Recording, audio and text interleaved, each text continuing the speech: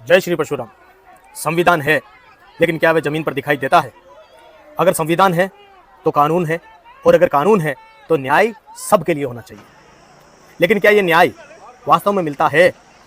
उत्तर प्रदेश के कौशाम्बी में जो हुआ वे इस देश की न्याय प्रणाली और प्रशासन व्यवस्था के मुंह पर एक करारा तमाचा है। एक गरीब निर्दोष ब्राह्मण युवक को घर की आपसी लड़ाई में फंसाकर उस पर पोक्सो जैसे घिनौने और गंभीर आरोप लगाए गए और बिना किसी सबूत के, बिना किसी पूरी जांच के उसे जेल भेज दिया गया। जब उसका बूढ़ा पिता न्याय की उम्मीद में दर दर भटका तो उसे कहीं भी इंसाफ नहीं मिला, बल्कि उसे जलील किया गया, अपमानित किया गया। उल्टा प्रशासन ने उसे धमकाया, चुप रहो नहीं तो अंजाम भुगतना पड़ेगा।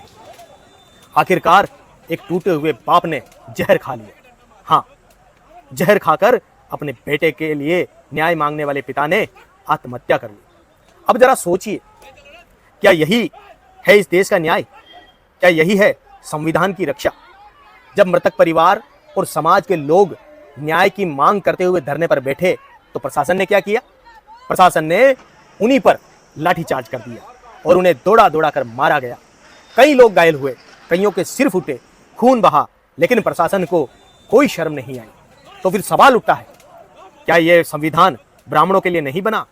क्यों ब्राह्मणों को बार बार अपमानित किया जाता है? क्यों उनकी जमीनें छीनी जाती हैं? क्यों कोई भी दो कौड़ी का आदमी ब्राह्मण को गाली देकर निकल जाता है और प्रशासन मुंह फेर लेता है? क्या ब्राह्मण होना अब अपराध बन गया है?